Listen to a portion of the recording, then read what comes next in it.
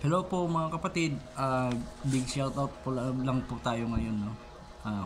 Kay shoutout po kay Evelyn Balancio, no? Shoutout po kay Sanglitan Telma. Hello po.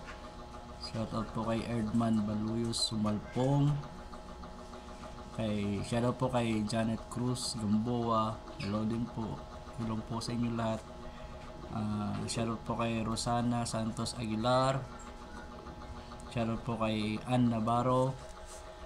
Shoutout po kay Robert Boral Banyares. Shoutout po kay Evelyn Rosales. Shoutout po kay Quinones B. Hernan. Shoutout po kay June Abrugena. Shoutout po kay Felix Malorca. Shoutout po kay Roslyn Chavez Aquino. Hello po. Shoutout po kay Darling Bermudo, kay Cheryl Mendoza. Shoutout po kay James Parillo Mesa. Shoutout po kay Joby Babasol Mara. Shoutout po kay Norman Pabela, kay Flora Junior Inigo. Shoutout po kay Milan Ramos. Shoutout po kay Nida Arpon Benyulo Balinday. Shoutout po kay Carmelita Caboral, taga Malagasang Cavite po ito eh. Shoutout po kay Aida de la Cruz. Hello po. And shoutout po kay Prio Peña. Shoutout po kay Noemi Biboso Macaraig.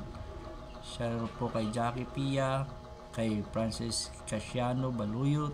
Hello po. Kumusta po kayo dyan? Ingat po lagi sa pagtitinda. Shoutout po kay Sherwin Abelalmeda. Shoutout po kay Romeo Torbella. Shoutout po kay Jonah Gonzales Gabriel. Shoutout po kay Janice Novero Eugenio. Shoutout po kay Pe Umali. Hello po. Francis Casiano Baluyot. Ito rin isa lang to, no? Kasi madalas to sa akin eh, no? Top fan ko eh. Si Francis Baluyot, si Tismo Repuerso Maya, Renato Promban, okay? Kay Cranmusel Makamay. Hello po sa inyo lahat mga kapatid. Shoutout po sa inyo lahat. Maraming salamat po sa lahat ng sumusuporta po sa atin, lalo na po sa pagsubaybay sa ating mga sinishare na faith, no, na pananampalataya. Hindi naman po